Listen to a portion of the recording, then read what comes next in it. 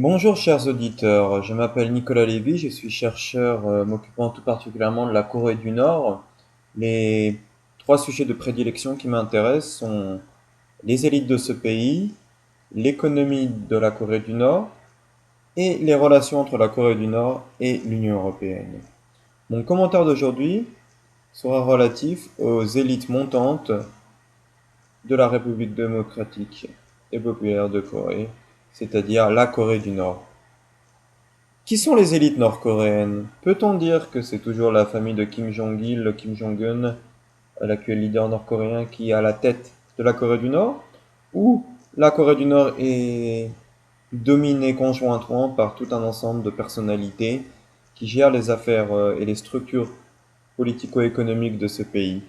Aujourd'hui, je vais chercher à évoquer certaines d'entre elles. Tout d'abord, pour le point le plus important pour moi, c'est que Kim Jong-un est le leader incontesté de la Corée du Nord. Malgré son jeune âge, malgré qu'il ait à peine 31 ans, celui-ci est le leader de la Corée du Nord, ainsi que le représentant de la famille la plus importante en Corée du Nord, c'est-à-dire de la famille des Kim, qui domine incessamment la scène politique nord-coréenne depuis la création de ce pays en 1948. Sans en revenir à la famille de Kim Jong-un que j'aurai l'occasion de présenter dans mon futur livre en français, je cherche ici à évoquer d'autres personnalités nord-coréennes qui sont apparues dans les dernières années dans les couloirs de la vie politique de Pyongyang, Pyongyang, capitale de la Corée du Nord. La première d'entre elles n'est d'autre que Cho Eun-ryong-hae, le directeur du bureau politique de l'armée nord-coréenne. Celui-ci, qui serait proche d'avoir 70 ans, est en réalité un homme politique nord-coréen qui a peu à voir avec l'armée nord-coréenne. Dans le passé, il était secrétaire des jeunesses Kim Il-sung-yen, une organisation politique ralliant les jeunes de la Corée du Nord, quelque chose de similaire aux jeunesses hitlériennes en Allemagne nazie. Il aurait été aussi président de la fédération de football, de la fédération de taekwondo de la Corée du Nord, et aurait été responsable aussi de certains projets urbains de la ville de Pyongyang. Une autre personnalité qui rentre en force en Corée du Nord n'est d'autre que Ri Yong-chil, le nouveau chef de l'armée nord-coréenne. Celui-ci n'est pas très connu des médias nord-coréens, il serait né dans les années 50 et aurait été un des éducateurs militaires de Kim Jong-un lorsque celui-ci aurait été éduqué à l'académie militaire du nom de Kim Il-sung au début des années 2000. Dans les couloirs de la vie politique nord-coréenne, il faut aussi rappeler qu'il existe d'autres personnalités qui seraient liées à l'ancienne génération de leaders nord-coréens. Ici, évoquons tout particulièrement trois personnalités, Kim Yong-chun, Ri Yong-mu et Okuk Ryol.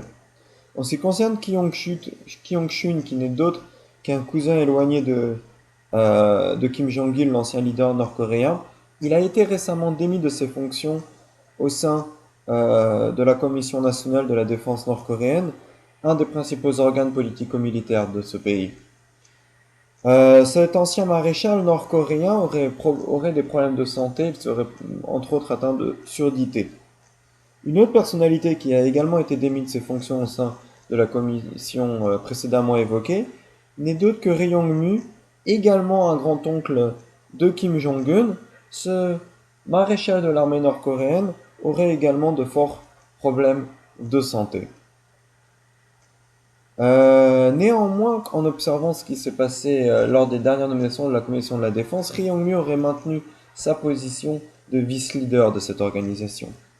Une autre personnalité faisant partie de l'ancienne génération des leaders nord-coréens n'est d'autre que Okuk Ryol, toujours secrétaire adjoint de la commission de la défense nationale nord-coréenne. Celui-ci, ainsi que sa famille, gère de nombreuses structures économiques et politiques de la Corée du Nord. Je pense ici tout particulièrement à Zo Won-on, un des maris des filles d'Okuk Ryol. Les fils d'Okuk Ryol, quant à eux, gèrent des structures militaro-politiques de la Corée du Nord.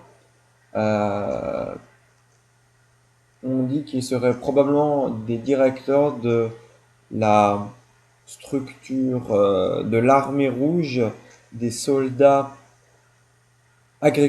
travailleurs de la Corée du Nord, une sorte d'organisation paramilitaire nord-coréenne. D'autres enfants d'Oku Creole seraient également présents dans des sociétés d'import-export entre la Corée du Nord et la Chine.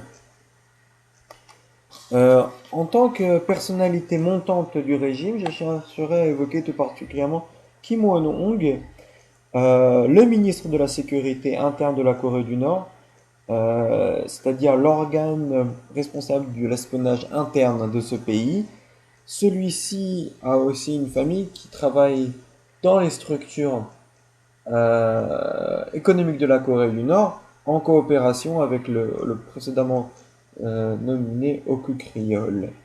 Kim Won-hong est aussi un des secrétaires adjoints et un des membres, pardon, de la Commission de la défense nationale nord-coréenne. D'autres personnalités devraient être évoquées ici, des personnalités des politiciens, peu liés à l'armée, tout particulièrement Park Hong-ju, l'actuel ministre nord-coréen, premier ministre nord-coréen. Également, nous pouvons évoquer Ri Chol ou Ri Yong-su, l'actuel ministre des Affaires étrangères nord-coréen. Ces personnalités étaient des éducateurs de Kim Jong-un, ont travaillé à l'étranger, ont dirigé des sociétés. Néanmoins, ils feront l'objet d'un prochain commentaire qui sera aussi disponible sur nicolaslevy.wordpress.com. J'espère que ces informations vous ont été utiles. Et si vous avez des remarques ou des sujets que vous souhaiteriez voir évoqués, faites-moi en part. D'ici là, je vous souhaite un bon week-end. Au revoir.